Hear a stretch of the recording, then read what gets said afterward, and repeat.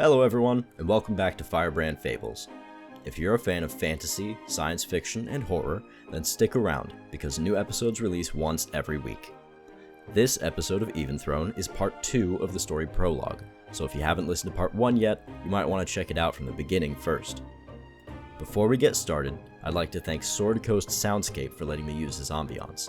You can find him on YouTube, Patreon, and Bandcamp, as well as Alex Kenoyer for doing the music. And you can find him on Instagram at AlexKenoyer_. That's AlexKenoyer_. Thanks again for listening. Now let's dive into part 2 of Eventhrone Prologue. Previously on Eventhrone Prologue. A man with silver hair and blue eyes by the name of Torin is resting below the deck of a large sailing ship. A seasick halfling scholar finds Torin and tells him that he's being summoned by the elvish woman in charge of their guild's expedition, Minister Baravan. Torin climbs out from below decks in search of her and finds her in the midst of a heated discussion with the dwarvish captain. Before the captain can say anything nasty to her, Torin interrupts him and starts to review the minister's plans for their expedition of a temple ruin. The halfling from earlier, Novice Glenfellow, interrupts the two of them and informs them that they're nearing their destination as a fog bank looms over the horizon. When the fog engulfed the ship, it seeped through the hatches and filled the space below with a thin haze. The beams of light that cast through the hatchways and the deck itself have grown dull, leaving the cabin so dark that the finer details are lost among the shadows. While walking back and forth along the length of the crew quarters, Torin glances from one side to the other.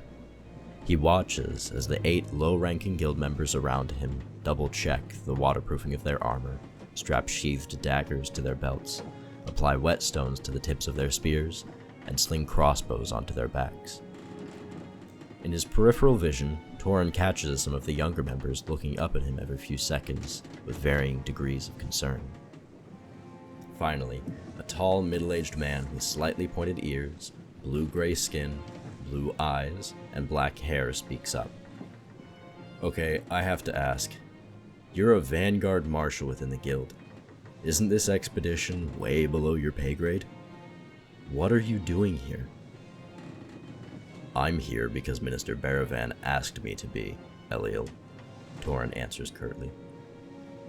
After a brief pause, he says, "Be on the upper deck in 5 minutes," then turns toward the hatchway and climbs the stairs. Just when he steps clear of the hatch and onto the main deck, he turns to face the bow and watches the fog clear from view.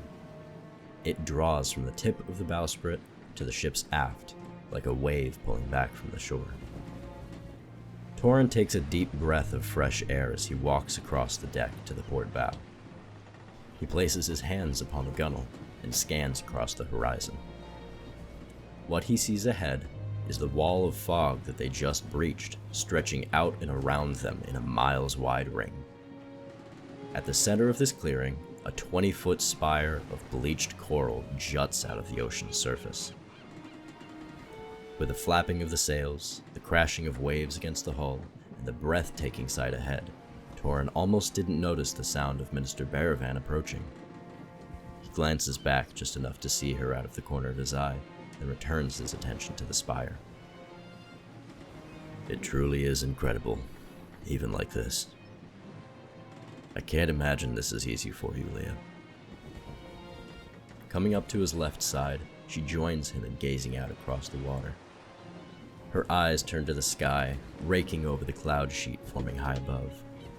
She listens intently for a moment, then says, "More than anything, I'm just eager to see what's down there. But I can't deny that it makes me sad." She reaches a hand up, grabs a hold of a rigging line, and relaxes her arm. "I'm proud of you, kid. You're doing great." Torin glances over to see her shooting him a mild glare. With a smile, he says, "Sorry, old habits." Pulling away from the gunwale, he looks back across the length of the deck, watching the ship's crew. As the ship draws nearer to the spire, the captain's men get to work. They gather at the riggings and hoist the sails fully closed. Finally, as they come within 200 yards, the capstan is released. The anchor plunges into the water and vanishes, while the thick chains rattle after it. Every member of the expedition is gathered upon the main deck by the time the anchor hits the ocean floor and halts the ship's movement with a slight lurch.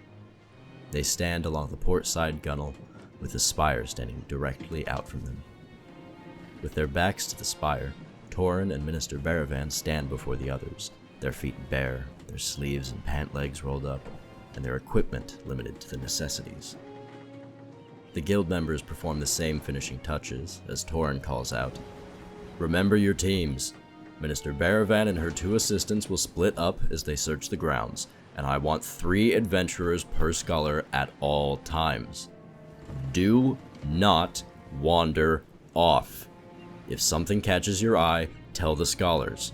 Our job is to protect them while they investigate, not swipe trinkets."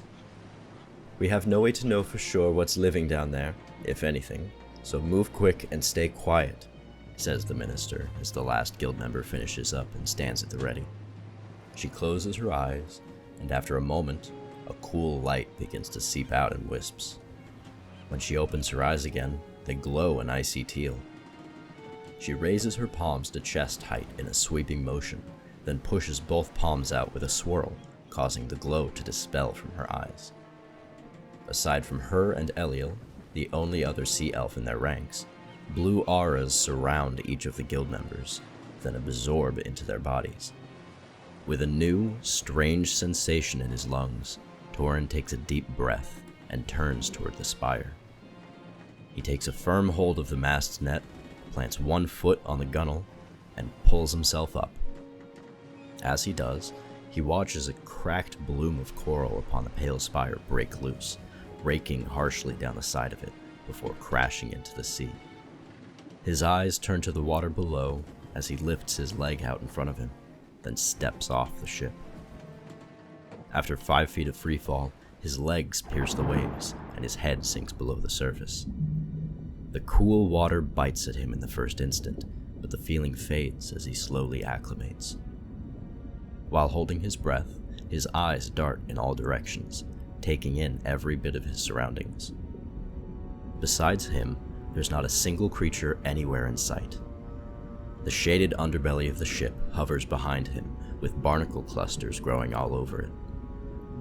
Through the sea's thick veil, the pale silhouette of the spire's submerged portion extends far below the surface until fading into the blue.